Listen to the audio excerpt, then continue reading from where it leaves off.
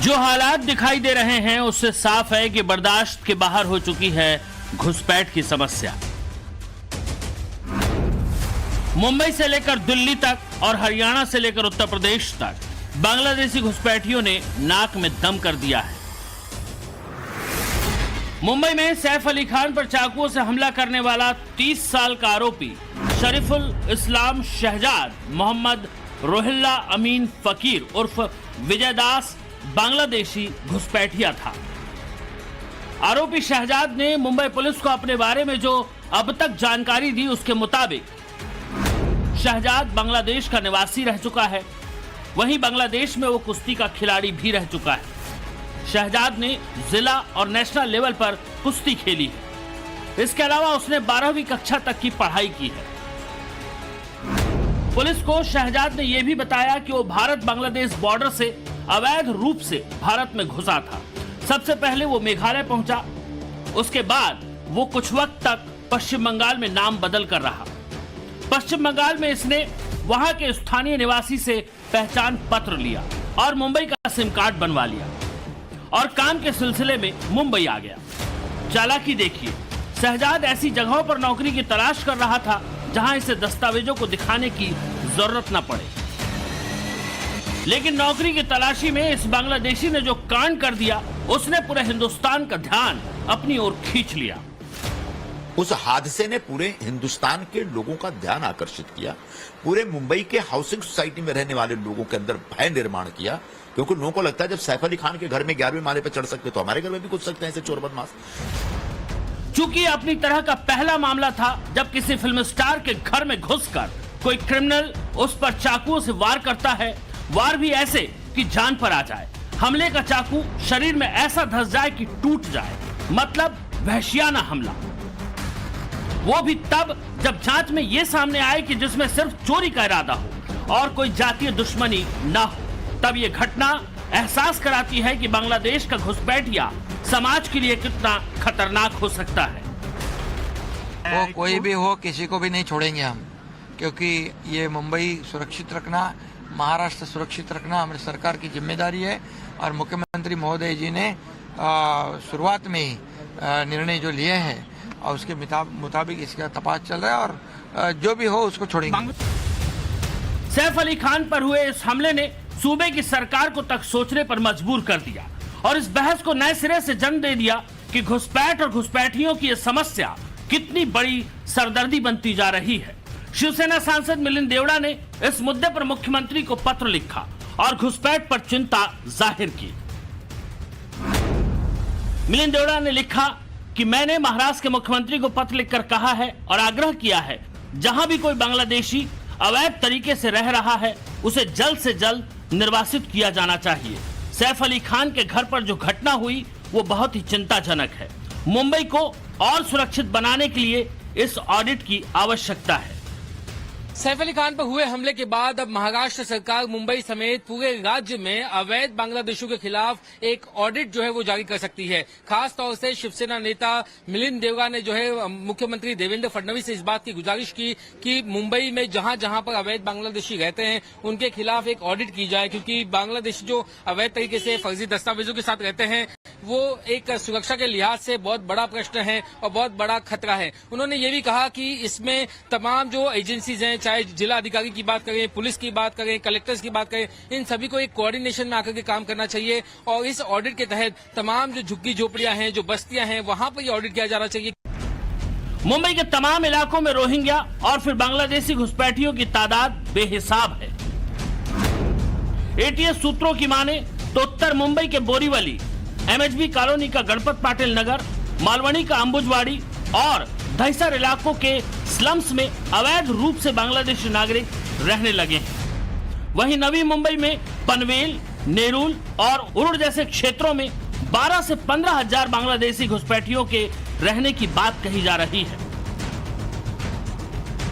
इसी महीने 2 जनवरी को नवी मुंबई के पनवेल और 3 जनवरी को शिवाजी नगर में 7 बांग्लादेशी नागरिक पकड़े गए थे। घुसपैठियों के पास से जो दस्तावेज मिले हैं उसकी पड़ताल में पता लगा है कि 5 से 10 हजार में फर्जी राशन कार्ड बन जाता है, 10 से 15 हजार में डोमिसाइल सर्टिफिकेट मिल जाता है, ड्राइविंग लाइसेंस बनाने के लिए 5 से 8 हजार, पैन कार्ड के लिए 5 से 10 हजार रुपए और बर्थ सर्टिफिकेट और पासपोर्ट बनवाने के लिए 50,000 से 1 लाख रुपए खर्च करने पड़ते हैं। गृह मंत्रालय ने महाराष्ट्र पुलिस को और चीफ सेक्रेटरी को निर्देश दे दिए हैं कि वो मुंबई समेत पूरे महाराष्ट्र में अलग अलग इलाकों में एक ऑडिट कंडक्ट करें, जांच करें। अगर कहीं पे भी अवैध बांग्लादेशी आपके हमारे बीच में कहीं अगर छिपे हुए हैं, उनके पास अगर फर्जी दस्तावेज हैं, तो उन्हें तलाशें, उनके खिलाफ कार्रवाई करें। वहीं दूसरी तरफ खुद महाराष्ट्र में गृह मंत्री जो है वो खुद मुख्यमंत्री देवेंद्र फडणवीस हैं। ऐसे में ऐसी गुजारिशों के बाद और जिस तरीके के मामले सामने आ गए उसके बाद खुद देवेंद्र फडणवीस की सरकार जो है महाराष्ट्र में ऐसे ऑडिट की जल्दी एक आदेश दे सकती है। और क्योंकि ये जो लोग हैं आपके हमारे बीच में अपना हुलिया बदल के, अपना नाम बदल के, अपना धर्म बदल के रहते हैं, तो ऐसे में इन लोगों को तलाशा जाए, इनके डॉक्यूमेंट्स को वेरीफाई किया जाए और इनके खिलाफ कार्रवाई की जाए। ये मांग अब तेज हो गई है। थोड़े से पैसों के लालच में घुसपैठ की समस्या देश के लिए बड़ी होती जा रही है और सिंडिकेट धड़ल्ले से घुसपैठियों को इस देश का नागरिक बना रहे हैं। महाराष्ट्र में अवैध घुसपैठियों के सिंडिकेट को पकड़ने के लिए राज्य सरकार ने 2 अलग अलग जिलों में एसआईटी का गठन भी किया है, जिसमें एक नासिक के मालेगांव में और दूसरा अमरावती जिले में, क्योंकि सिर्फ इन 2 जिलों में 3000 से ज्यादा फेक डॉक्यूमेंट्स जांच एजेंसियों को मिले हैं।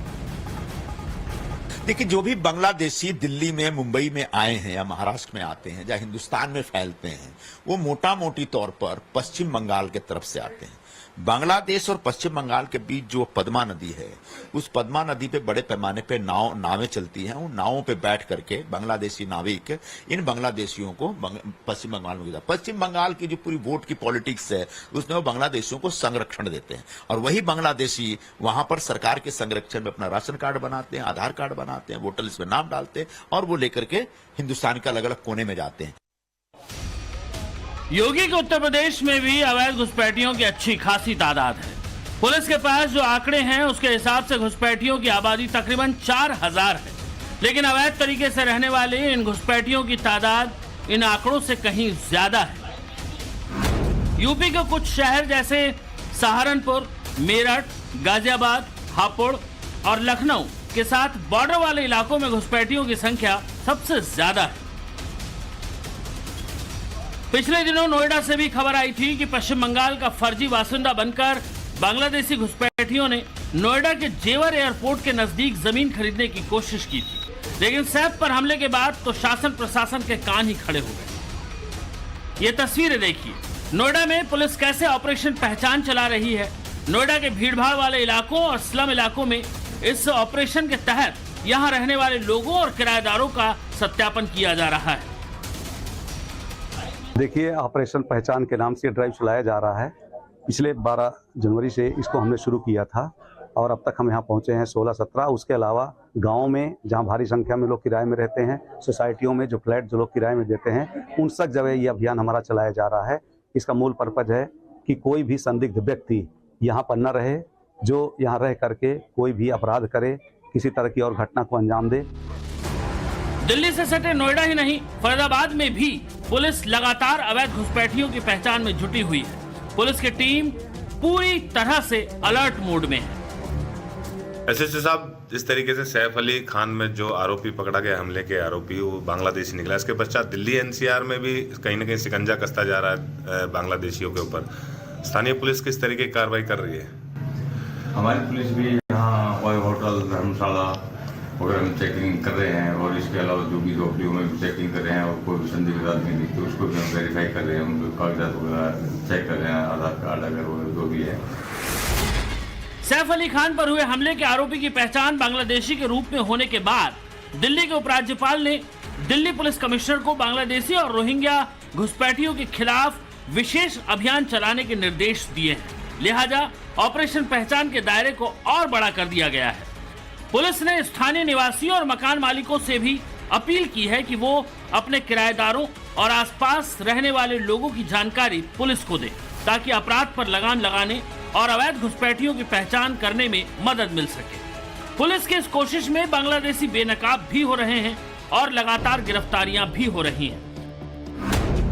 देश की राजधानी दिल्ली में ही 24 दिसंबर को 5 बांग्लादेशी घुसपैठिए गिरफ्तार हुए।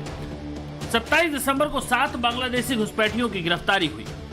29 दिसंबर को 8, 1 जनवरी को 11, 3 जनवरी को 5, 4 जनवरी को 1, 7 जनवरी को 2 और 8 जनवरी को 7 बांग्लादेशी घुसपैठिए गिरफ्तार।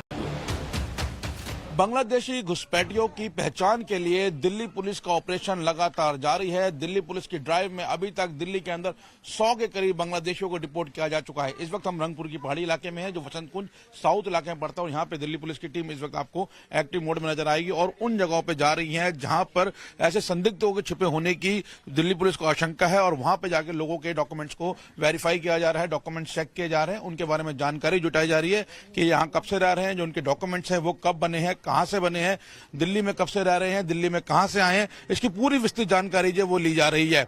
जिस तरीके से मुंबई में अभिनेता सैफ अली खान पर अटैक हुआ है, उसमें अटैक करने वाला जो आरोपी है वो बांग्लादेशी पाया गया है। उसके बाद दिल्ली के उपराज्यपाल ने एक बार फिर दिल्ली पुलिस को एक्टिव मोड में इस ड्राइव को चलाने के आदेश दिए हैं, और इस आदेश के बाद अब दिल्ली पुलिस एक बार दोबारा से एक्टिव मोड में नजर आ रही है। हालांकि पिछले 2 महीने से लगातार दिल्ली पुलिस की ये स्पेशल ड्राइव चल रही है।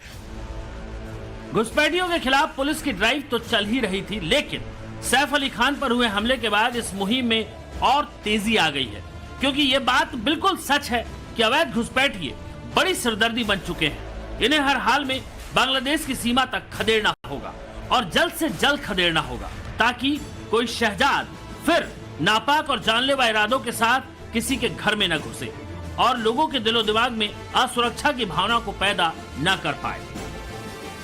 ब्यूरो रिपोर्ट, टाइम्स नाउ, नव भारत।